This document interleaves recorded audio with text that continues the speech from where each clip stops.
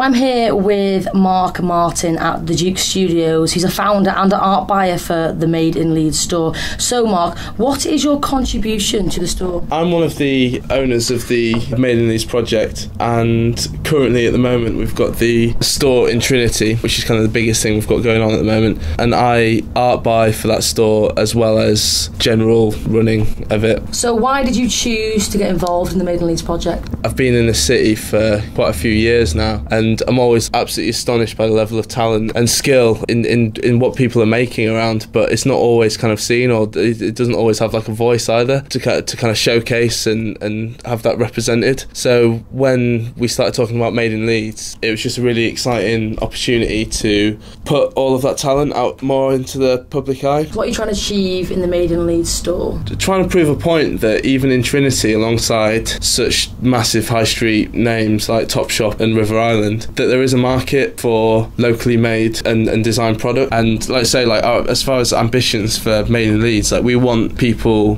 like internationally, like around the world, to know what Leeds is doing, like in the fashion and textiles industry. So what are the plans for the future now, seeing as you only opened in last month? The future of Made in Leeds and the specifics of that is something that we need to discuss at the moment, but Made in Leeds as a project's bigger than the actual shop. It's about trying to put Leeds talent in, especially like in the textiles industry, but also in other sections in art like music and art, on an international stage. You mentioned Topshop, River Island. How do you think you're going to compete against those high street brands? There's no way we can really compete with them. But basically, if someone kind of goes into Trinity and walks out with something that's made in Leeds rather than something that was, I don't know, 70% or half the price of something they bought in Primark, then that's kind of like a win for us. How has trade been so far? It's been better than expected. You know, the statistics on the profitable rates at the moment at Made in Leeds? Yeah, well, it's all been like really good. I mean, obviously we're kind of blessed with the massive footfall going through Trinity, but the response that people have had to the shop, but also the brand as well, and people like just relating like immediately to the brand, obviously especially people from Leeds, has been absolutely incredible. What would you say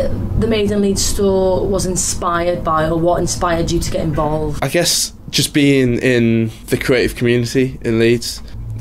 We've been working in our respective companies now, he being Rabbit Hole, for like quite a few years, and throughout those few years we've got really involved in the community. When you kind of look around and just see kind of what people are actually doing, like coming out of university, the people that kind of stay, and how impressive it all is.